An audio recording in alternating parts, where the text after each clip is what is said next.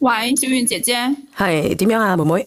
姐姐係妹妹啊？我今年26歲。哦，唔好意思啊，妹妹，我叫你阿妹啦，因為咧我表妹都係25、6歲嘅。點樣啊？你小遠姐姐係咁噶，我有一件事咧想麻煩下你啊，我希望你通過你呢個平台啊嘛，可以幫我聯繫一下我阿爸咯，因為我已經2年都冇翻過屋企啦。你邊度人嚟噶？我廣東人，廣東河源嘅。講客家話嘅係咪？係2年冇翻屋企咩問題？就嚟過年噶啦喎。係咁嘅。當時我好傻啊嘛，我冇聽我阿爸嘅話咯，同一個外地嘅男仔拍拖啊。咁因為我當時我覺得我真係好中意嗰個男仔，而且咧我覺得佢對我又真係幾好啊嘛。有幾好啊？咁咪就係拍拖嗰陣時啊，成日買奶茶咯，然之後咧落班要接我咯，咁樣啦。原來女仔咁容易滿足嘅咩？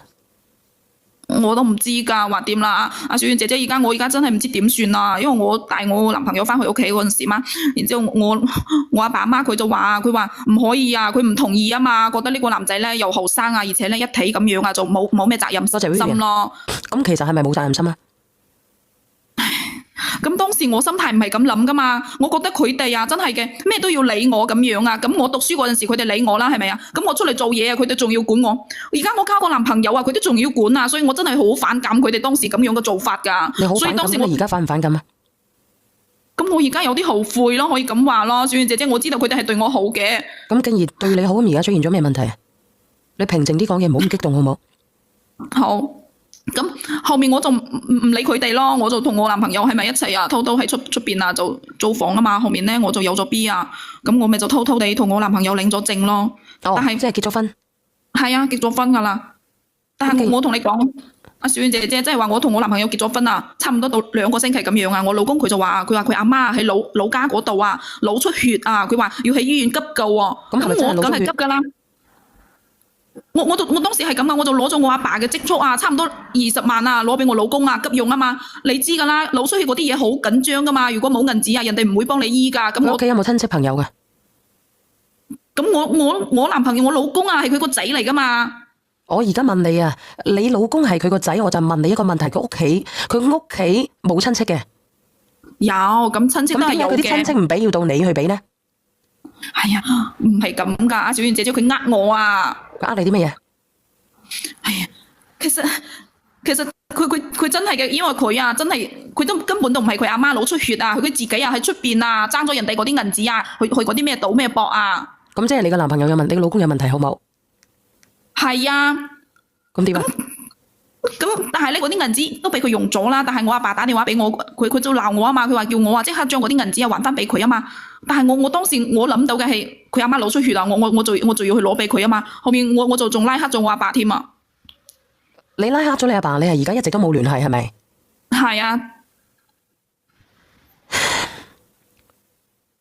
你自己翻去啊，唔好去打嚟打去呢啲嘢，你自己翻去啊。你自己翻去啊，你嫁咗去邊度啊？係啊，好遠嘅外省。我而家問你啊，我哋廣東省。你唔願意講你邊度，算數啦。你自己翻去啦，妹，你自己翻下去。如果你2年冇翻去嘅，你翻下去。你唔好話我打個電話點樣，你話唔好意思嘅，有咩唔好意思啫？就嚟過年啦。但係我同你講啦，而家雖然話好快過年啦，但係我男朋友佢係借題發揮啊嘛，佢當時佢真係同人哋爭咗好多數啊。其實佢阿媽咧，你而家冇擺酒嘅係咪？你到底結咗婚未？你話你男朋友，你話老公定係老公？男朋友就男朋友。老公啦，我攞咗證啦嘛。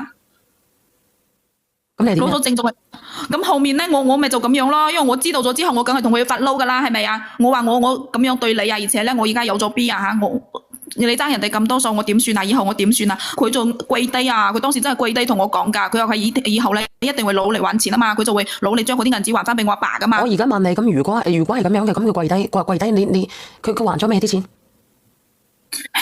咁我梁仔，快啲幫我爭條佢噶啦吓。咁當時我都冇辦法，因為我當時我肚裏邊有咗 B 啦，小遠姐姐，我冇辦法啦。你冇辦法，咁你覺得呢個男仔可靠咩？如果係咁樣，佢一直咁呃你。後面我都想啊，如果佢可以努力搵份工做咧，咁佢有冇嘢做一直以嚟？唉，冇啊。咁冇嘅話，咁你點繼續落去咧？你點生活咧？你而家咁我咪就話咯，而家我同你講啊，我要同佢嗌交啊，咁一同佢嗌交咧，佢心情唔好啊，佢自己咧就飲咗嗰啲啤酒啊嘛，飲咗之後咧，佢又自己揸住摩托車又出去玩啊咁樣啊，後面咪而家就嗰啲摩托車啊，就撞喺個樹邊啊，就咁樣，而家個腦啊又喺醫院啊，佢而家我都唔知點算啊，所以啊，小燕姐姐啊，而家我老公佢自己啊，真係而家喺醫院啊，醫咗成兩三個禮拜，但係咧都仲未嗰啲啊出嗰啲 ICU 噶。咁你想點樣啊？咁你話點樣啦？佢父母點樣諗啊？你老公嗰邊嘅？哎呀，我打過電話噶啦，佢阿爸肯定嗰啲噶啦，但係咧佢阿爸都話佢屋企真係冇錢啦，有錢都攞咗出嚟啊嘛。咁你冇有錢都攞咗出嚟噶，咁你而家點樣啊？咁你冇辦法醫噶咯喎，依家，咁你自己有冇能力啊？我梗係冇啦。咁你冇能力，咁佢父母又冇能力，咁你叫點算啊？你嘅意思啫？我意思即係話，可唔可以再求你啊，幫我打個電話俾我阿爸啊？我阿爸咧，如果佢見到我咁樣啊，佢唔會見死不救噶嘛。咁你點解唔自己翻去咧？我真係覺得好冇面咯，小燕姐姐。點會冇面咧？你走翻去，如果你攞錢嘅，你就費事啦。老實講啦。咁梗係要救人先噶嘛。咁你有冇諗過你自己父母有幾難受嘅咧？啊，你自己佢養到你咁大。小燕姐姐，我而家我肚裏邊又有一個啦。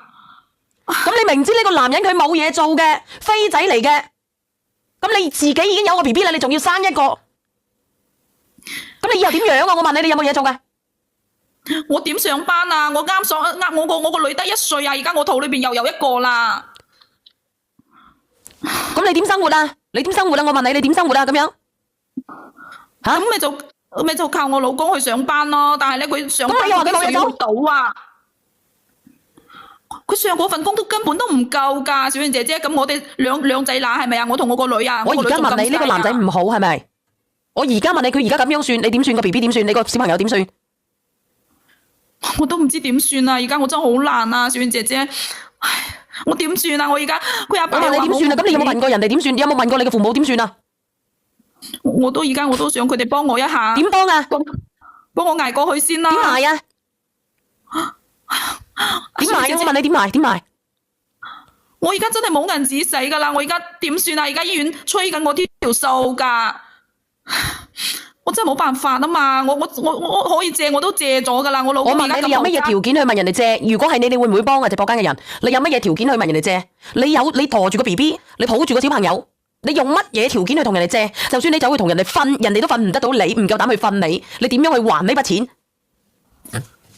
咁我咪只得我阿爸咯，但係我打電話俾佢，佢要唔接我電話。你拉黑佢點接你啊？我阿爸啦，你拉黑佢點接你啊？我用其他電話打俾佢啊，佢一聽到我把聲啊，佢都唔聽我話啦。咁佢點聽？我問你，你點聽？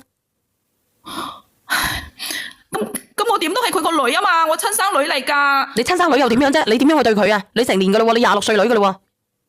我知道我錯咗啦，我真係知道啦。而家我救人啊，一條人命喺個醫院嗰度啊，小燕姐姐，你真係要幫我。我同你講啊，你父母生你咧係前世欠咗你嘅，今世還嘅，今世還清噶啦。你唔好好似隻嘴債鬼咁樣嘴嚟嘴去啊！講真啊，其實我都好嬲嘅。你哋話咧，直播間嘅朋友仔，你覺得咧？你覺得應唔應該去同佢父母傾下咧？你唔好出聲住，姐姐，我封咗你咪。你唔好出聲住。我真係冇辦法啊嘛，你自己睇睇啊，阿妹妹你自己睇睇。唔乜嘢啫？有咩好唔啫？你哋要我同你講，我同你講啊，妹妹，我同你講，你而家有個女，你後邊會好苦嘅。我點個咁講咧？你仲有一個，你以後個小朋友點樣？我問你啊，你以後個小朋友點樣？咁我梗係萬一你個老公救唔到嘅啦，我唔係講啲難聽嘅話，有個冬瓜豆腐嘅。咁你後邊兩個女點樣？兩個小朋友點樣？你自己抱住嗰個點樣？個肚入邊嗰個點樣？我唔知啊。咁你再走翻去靠你父母。你而家如果你父母幫助得到你呢度，你後邊兩個小朋友，如果你個男朋友好話唔好聽瓜釘咗嘅或者殘咗嘅，你以後點面對？咁你幫我諗下辦法啦，小燕姐姐。我阿爸唔會就咁樣望住我咁樣噶。咁你能夠點樣啊？你走翻去認錯啦。你走翻認錯睇下佢點樣啦。因為佢係你父母，佢欠你嘅，佢冇辦法。但你話去傾嘅冇嘢好傾嘅。呢個小蘭花講得啱嘅，你天生反骨。你知唔知咩叫反骨啊？即係話你餵唔熟嘅。但係我覺得佢哋以前成日都咩都要管我啊嘛，咩都要管，咩都要聽佢哋嘅。咁我就覺得佢哋真係。咁你覺得佢講得啱唔啱啊？佢話佢管你，佢點解要管你咧？就因為你係佢個女，佢點解要管你？我問你，如果你係一個陌生人嘅，佢點解會管你嘅啫？我問你，你而家自己係咪為人父母啊？你自己都係人哋嘅媽咪，你會唔會管你個女啊？如果你個女明知前邊係錯嘅，條路錯嘅，你唔會管佢嘅係咪？你要等佢踩落去係咪？哎呀，阿小婉姐姐啊，我知道你啊，影響力好大噶，話唔埋咧，你講幾句佢就聽噶啦。我唔好講呢個嘢，阿 Vivian， 你你同佢講個嘢，我隻腳好痹。靚女啊，你呢一世人咧，你做人你都冇帶過腦嘅，你知唔知你一步錯步步錯，但係到而家，直到而家你練上嚟，你走投無路啦，你都冇話你自己錯，你都係話你父母管你。你知唔知你父母點樣管你？因為你一開頭就錯咗。如果你唔錯，你父母係唔會管你嘅。你唔聽咁，而家你惹到咁樣，搞到你自己咁樣，你又翻轉頭同你老豆講一聲對唔住，咁你又要你老豆繼續養你老公，養埋你嗰兩個小朋友啊？我諗住係咁噶，如果唔係我點算啊？咁你叫你老豆點樣幫你啦？你仲要繼續錯落去喎？你個窿咧越擘越大，擘到而家呢個窿大到你填唔翻，你仲要繼續擘落去，咁你點啊？你連累陀衰埋你老豆老母啊？你自己衰就好啦，你做咩陀衰兩個老人家啫？咁我知道錯啦嘛，你都話啦，哎呀，咁而家我問你，你知道錯，咁而家考好，你翻去同你老豆認錯，你老豆真係好善良，佢原諒咗你，咁你叫你老豆點樣做？你話啦，係咪要幫你個老公醫病，又要幾十萬，跟住又要養埋你個女，養埋你肚入邊嗰個 BB 係咪？我同你講啊，我阿爸屋企啊有2層樓噶，而且咧，邊度有咁嗰啲咩噶？係咪啊？我而家我真係連嗰啲BB 產檢我都冇錢啊，我真係冇辦法啊嘛。我都諗住啊，同我老公好好過日子噶，只要佢肯去做啊。唔好話你老豆2搭樓啦，你老豆金山銀山啊，都唔夠你嚟啦，係咪先？到而家你都未知錯啊，你明唔明？點解人哋唔肯幫你啊？你講到而家你都冇覺得你自己錯噶喎，你都係賴你阿爸阿媽錯。你老公都冇錯噶，你老公咁樣唔理個屋企都冇錯噶，你都係要黐住佢。多謝你 Vivian。咁你咪繼續跟你老公黐住佢咯。你冇錢你點生啊？你冇錢你點生？你話俾我知你冇錢點生？你自己都冇計劃嘅，話生就生，你養唔起你生乜鬼嘢？你老豆養得你起啊，養到你咁大啊，都唔夠你食啊！你好，幫我包。我係咪我啊？係啊，你咪幫我包，唔好意思，認錯人。我唔係幫我包。係啊。唉，其實你爸爸或者你媽媽咧就比你叻啦，因為佢知道你蠢咧，所以佢至少就要管你。如果佢唔管你嘅話咧，可能你一早就已經鑄成大錯啦。唔錯都錯咗啦，唔錯都錯咗。你繼續講。我以前啊，即係我生我第一個女嗰陣時啊，我都冇咩銀紙啊，我條命啊又唔係咁嗰啲咩啊，好嬌貴嘅。講真啦，我老公啊真係俾得2-3千蚊啊，我就養咗我個女落嚟噶啦。咁點解你仲要生第二個啊？你明知道已經冇錢啦，係咪？你蠢一次就算啦，你仲要蠢第二次？你蠢完第二次，而家仲要翻去累你嘅父母？真係累人累物啊！我話俾你知，後邊嗰句咧，你哋自己打出嚟啊！累人累物，後邊嗰個咧，有冇人識得打出嚟啊？咁我哋兩個仲咁後生啊，小燕姐姐，我同我老公啊，我唔講你後唔後生啊，你要為你自己嘅女兒打算，為你自己肚入邊嘅 BB 打算啊！累人累物，唔係害自己啊！累人累物啊！後邊嗰個啊，乜嘢冇用啊？冇錯，你咁1148，唔死都冇用。唔係啊，其實因為其實你點唔好意思嘅啫，我真係唔明白你點解你講得出嗰句話。你話你阿爸，你仲要怪你阿爸阿媽管你呢句話，你仲講得出口？呢個1148你講得啱㗎，後邊啲都唔講得啱，就係嗰個像乜嘢都冇用，就係呢句話啦。唉，唔係累街坊啊！你哋真係唔明嘅咩？我咁後生啊，我覺得佢哋啊真係嘅咩都管埋啊，就覺得唔中意咁樣噶嘛。所以我當時我都覺得我可以同我老公咧可以。所以你行錯咗咯，唔好話俾佢聽。咁我想問你啦，你話你咁後生，你呢句話咩意思？你話你咁後生呢句話係話你蠢啦，定係話你天真無邪？是話你蠢，還是很偉大？我同我老公當時我老公嗌我嗰陣時啊，我就諗住啊，人都會犯錯噶嘛，咁佢以後會改啊，咁我跟住佢啊，我哋兩個一齊會越嚟越好噶，小燕姐姐。但係而家冇辦法啊嘛，天有不測風雲噶，佢而家都喺醫院嗰度啊。咁你知唔知道而家你咁衰係乜嘢造成嘅？係咪你阿爸阿媽管你造成嘅？你覺得係邊個造成啊？咁我嘅錯咩？我覺得唔係啊。你係咪嘅錯？唔好講呢個錯誤啊，係唔係？你唔好話俾我知係天意啊。咁如果我老公啊，如果唔係而家咪跌親個頭啊，咁我個 B 咧佢都仲養得起噶嘛，我都唔會話。有冇養啫？好窮噶咋？咁啦，呢位姐姐，既然你話你冇錯嘅，咁真係錯嘅，真係你老豆老母啦，即係你老豆老母生你就係錯嘅，所以而家佢唔認你就係啱嘅。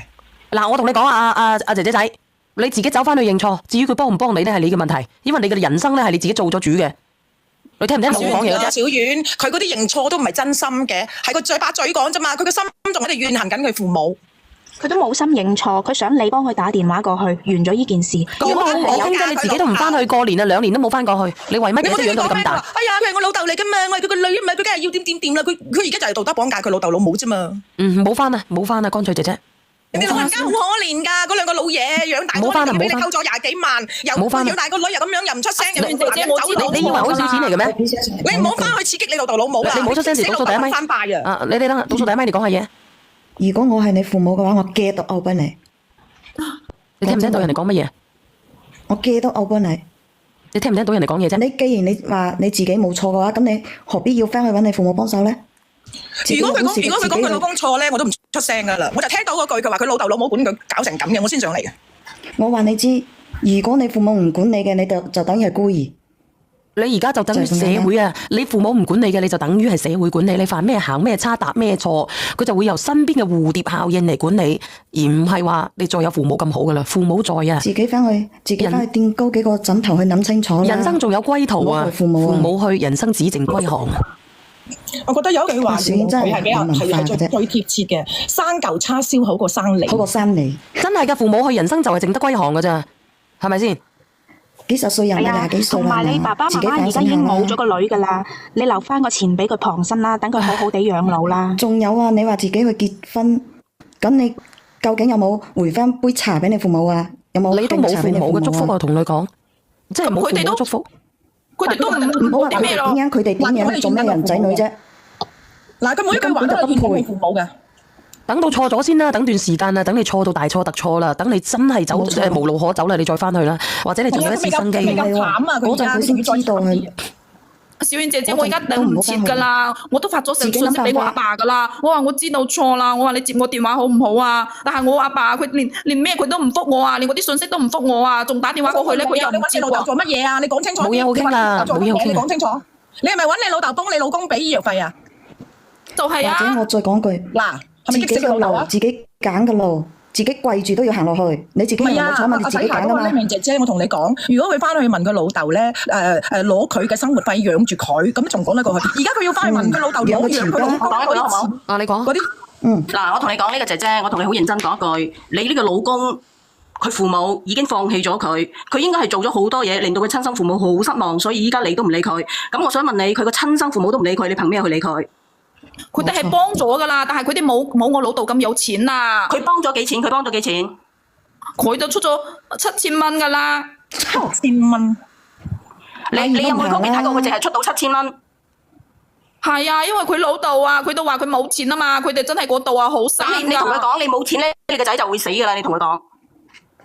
佢話都係冇辦法啊！我同你講，佢哋屋企啊耕田噶，但係咧佢阿媽咁咪掹管咯，咁咪掹管咯。佢阿媽嗰邊啊，佢哋點講咧？即係話冇你啊，你唔使追咁多啦。我想問下你啊，你有冇哥有冇細佬噶？